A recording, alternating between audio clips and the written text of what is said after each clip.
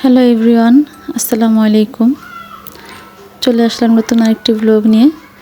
আশা করছি যে যেখানে আছেন সুস্থ আছেন, ভালো আছেন এবং নিরাপদে আছেন।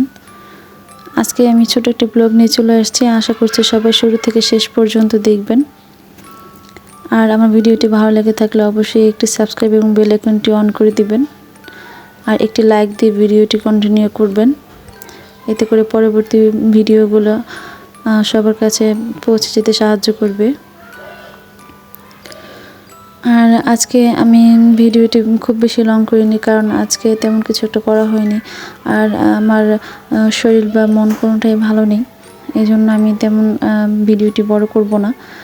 শর্টকাটে আজকে রান্নাবান্না দিয়ে শেষ করব আর কি। কালকে রাত থেকে প্রচণ্ড খারাপ লাগতেছিল, মনটাও খারাপ লাগতেছিল। হঠাৎ এমনি তেমন কোনো সমস্যা নেই, তবে নিজে থেকে কেন জানি ভালো লাগতেছিল না। আর সকাল থেকে আবার একটু মাথা ব্যথা করতেছিল। তো এই জন্য আজকে তেমন কিছু একটা করিনি, শুধু রান্নাটা করেছি। রান্না করে বাচ্চাদেরকে কোনো মতে খাওয়াইছি। আর সকাল থেকেই দেখলাম যে গ্যাস কমে গেছে, যেহেতু লাইনের গ্যাস। তো এই জন্য আমি সকালে নাস্তাটা কমপ্লিট করে সাথে সাথে রান্নাটা বসাই দিছি সকাল সকাল, যেহেতু গ্যাস কম। রান্না করতে অনেক হবে, আর গ্যাস কম থাকলে তো আস্তে আস্তে হবে। আর চুলাটা আমি উঠছিলাম যাতে গ্যাসের তাপটা একটু বেশি লাগে হাঁড়িতে। আমি গ্যাস কমে গেলে এইভাবে ম্যাক্সিমাম টাইম রান্না করি। চুলাটা উল্টে দিলে দেখা যায় গ্যাসের তাপটা বেশি হয়, আর আস্তে আস্তে ঢেকে ঢেকে হয়ে যায় রান্নাটা। হাতে এইভাবে রান্না করা যায়। আর ইন্ডাকশন আমি আজকে নামাই নাই, ইচ্ছা করি নামাই নাই, কারণ যেহেতু অনেকটা সময় ছিল। তো দেখা যায় আমি ভাবলাম যে আস্তে আস্তে করি। ইন্ডাকশন আমি না পারতে নামাই না, কারণ আরিয়ান যেহেতু অনেক ছোট, ও বুঝে না। আমার রান্নাঘরটা প্রচুর ছোট, আর চারিদিকে যে একটা তাক থাকে ওই তাকটা নাই। ওরকম থাকলে আমি ওখানে উঠে তারপর রান্নাটা করতে পারতাম।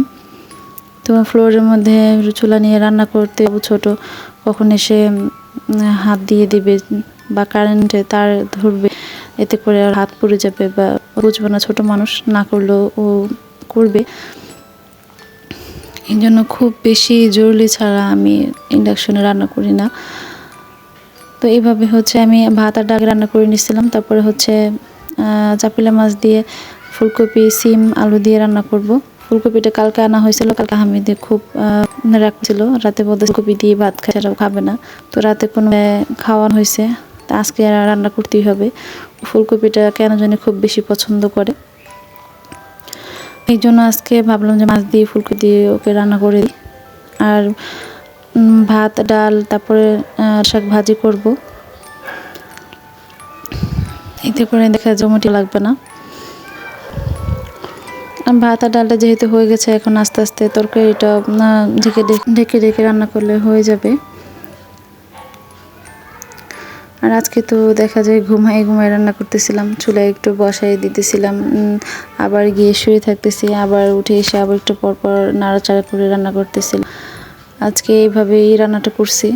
তো ইনশাল্লাহ আল্লাহর রহমতে খুব তাড়াতাড়ি সুস্থ হয়ে যাব আশা করছি।